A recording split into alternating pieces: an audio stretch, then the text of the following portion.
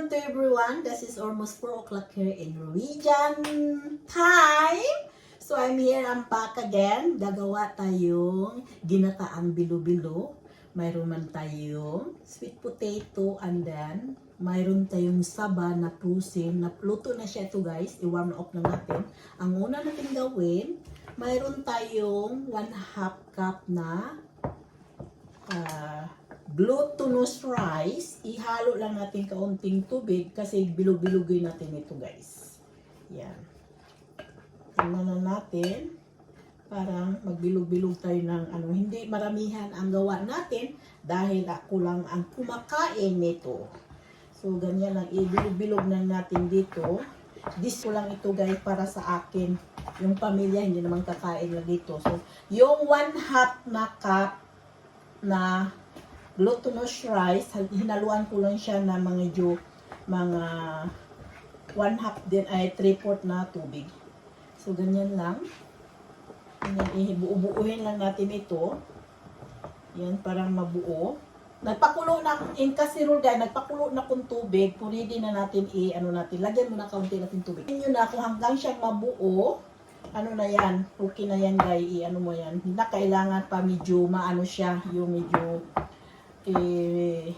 maraming tubig. Hanggang lang mabuo mo siya at wala na siyang matira dito sa panglagyan. Tama na yan guys, ganyan lang. And then gawin natin, mayroon ako kumukulo ng tubig. Ang gawin natin ito, ilagay natin dito sa maliit na bilog-bilog. Gawa tayo ng maliit-bilog. Ganito lang bilog-bilog guys. Not much. Ganyan lang. Mga maliit lang ang pagbilog-bilog natin. Katamtaman lang. Hindi yun parang yan. Ganyan lang tayo. Yes. Kasi ako lang kumakain nito guys. Hindi naman kumain yung anak ko kakain siya sa ganitong bilo-bilo. Pero paglagyan ko na siya ng sweet potato or kamote, hindi na siya kumakain guys. Yan, ganyan lang. Gawin natin, di ba? Makakain kayo pag may gusto. Pag wala, wala. Ganito lang guys. Hindi, wala naman nagbibinta dito sa Norway ng ganito. Di maggawa tayo ng sarili para makakain naman tayo masarap. Yung 1/2 na katamtaman lang makakain na itong 5 tao. Guys, kung mayroon kayong bisita. Katamtaman lang ito, hindi ko siya hinaluan ng sugar, yung bilo-bilo ko dahil masarap kasi pag mo halo sa ginataan na bilo-bilo without sugar yung bilo-bilo. Kasi haluan mo naman ito ng sugar pag mamaya. Yan, tuloy-tuloy lang. So nabuo na siya lahat guys. Diba? Kaunti na lang. Hindi siya nagdidikit yan. Tingnan mo yung bilo-bilo natin, hindi makikita. Yan. Gawin lang natin ito. Na siya, nag-floating. Yan. Pwede ito, pwede yung bilo-bilo, pwede mo gawing palitaw. Ganyan na siya. Yan. And then, lang natin. Hanggang yan siyang nagpagpupluting, it means luto na siya. So, muna yung gagawin natin guys, yung bilo-bilo. Hanggang siyang mag-floating. Ang next natin gawin, mayroon tayong sweet potato. Ang gawin lang natin ito, ikakat na natin small bite. Yan. Diba? Hindi siya malakihan, katamtama lang. Nasa sa inyo na yan guys kung gusto niyo maliit or medyo katamtama lang. Ganyan lang guys, kakat mo lang sa small na ganito lang siya. Ganyan lang siya pagkat mo. Ang maganda dito dahil makulay yung natin. Makulay yung sweet potato natin. Yan. So ganyan lang kung gusto kayong kumain ng ginataang bilo-bilo with binignit ito sa Bisaya guys, sa totoo lang. Pero hinaluan kasing bilo-bilo, kaya ginataang bilo-bilo. Pwede rin bilo-bilo lang ang lutuin ninyo. Huwag hindi na kayo gumamit nito. Kung wala kayong available na sweet potato sa bahay ninyo, pwede yun na lang bilo-bilo. Lagyan mo lang siyang coconut, so ginataang bilo-bilo. Diba? So ito na, naluluto na yan siya. Kutuloy-kutulong ito. Yan.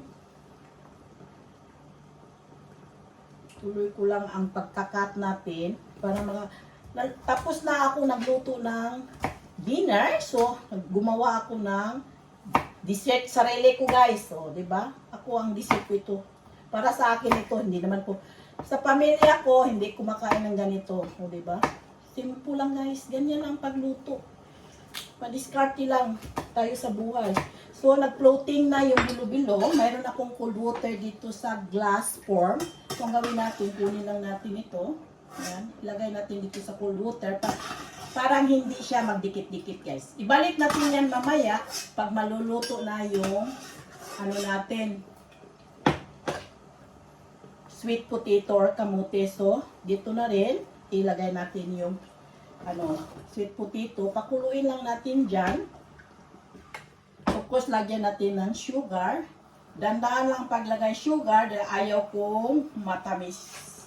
Yan. Pakuluin lang niya hanggang siya maluluto dahil mayroon tayo namang milk. So, lagyan natin kaunting milk. Yung half, ilagay natin. Yung half mamaya. So, lagyan natin ng milk. Yung milk ko ay natutulog. So, lagyan natin kalahati. And then, and the rest, mamaya. So, ang 10 minutes yata lang ipakulo natin dyan. Habang maghihintay tayo dyan, ang gawin natin, mayroon tayong frozen na saba na mabibili dito sa Asiatic Boutique. Luto na siya. Iwan mo lang sa micro. Pwede dito na yun ang pang lunch, pang breakfast dito sa Norway. So, i-cut lang natin small, ganun din, ika-cut lang natin ng small bite.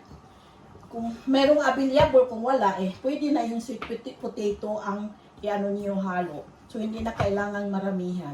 Yun lang pa din, ika-cut lang natin. Pusin pa siya, pero luto na ito. Bumili ako kahapon na ito na 6 na yung sulipon para yun ito ang pang breakfast ko. Everyday, breakfast ko 2 nito, micro ko lang. So, mayroon na tayong saba na kainin natin. Masarap guys, sa totoo lang. Medyo kamahalan siya, pero gusto tayong kumain. Okay na ito guys, di ba? So, nahaluan ko na siya ng sugar, pero not much ang nilagay ko dahil magdahan tang gumamit na sugar. Ang luto ko nito hindi masyado matamis. So, nakat na natin yung saba. Mayroon tayong extra na sugar. Kung kailangan ng sugar, ilagay natin. So, ganito pa rin, ihalo natin yung saba. Luto na siya ito. Pero hindi ito siya madudurog kahit pa matagal iluto ito. Kasi frozen siya, kailangan ilagay natin dyan. So, ganyan na siya. So, ito yung luto natin na ginataan, guys. Yan. And hintayin natin na maluto siya. Mukulo na yung sweet potato. And mayroon tayong saba. Hintayin na lang natin hanggang yung sweet potato tender. And then yung ang saba, frozen yun, mag-melt, madaling maluto yan. Nilagyan ko lang siyang kaunting sugar dahil ayaw kong maraming sugar. So, naluto na natin yung the sweet potato, it's done. Lagyan natin kaunting sugar again dahil hindi siya matamis, guys. Mag-additional tayo yung half na natin yung milk. Diyan. And then, ibalik natin yung bilo-bilo, guys. So, ganyan ang pagluto, di ba? Napaka-simple. Yan. So, hindi siya marami dahil ako lang kumakain. Yan. Ito, di ba? O, di ba na makasarap na natin yung ginataan na bilo-bilo. Simple and easy. Luto na yung sweet potato natin. Pakulo lang natin muna yung na-additional natin ng fresh milk. Yung coconut milk. Yung sweet niya, katamtaman lang. Walang available dito na yung talagang fresh na Kaya, lagyan natin kaunting sprinkle na salt. Not much. Yan. Kaya gumamit ako dito ang coconut na sa box. Isang coconut na milk sa box. And 1 medium na potato. And 1 half cup na ginawa ko bilo-bilo. So, dito na yung bilo-bilo natin. Diba? So, masarap na ito siya, guys. It's so yummy and delicious. So, makain na tayo. Let's eat na tayo, guys. Tikman na natin yung ginataang bilo-bilo na mayroon siyang sweet and potato at may saba. So, tikman na natin, guys. O, diba? Sarap. Yummy. Ganyan lang, guys.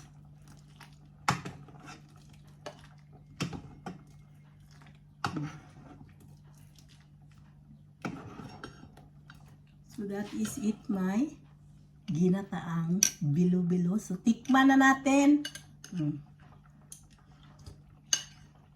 Hindi siya matamis, nag-ano yung salt, yung medyo mas ano siya, mayroon siyang salty at saka sugar. Ano ito yung saba guys na binili ko na frozen. Pwede nito i-warm ano lang yun sa micro. Ito yung pang breakfast ko. So,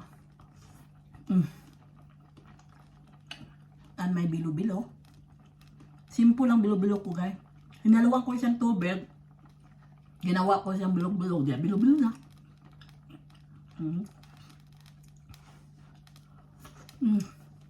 And then meron tayong kulay na sweet potato. The best. So this is my video for today. Kain tayo. And paki-subscribe and like and share at huwag niyong kalimutan pindutin yung bell button para updated kayo. Thank you sa panood ninyo. This is my ginataang bilo-bilo guys. Napakasarap talaga guys. Promise. It's yummy.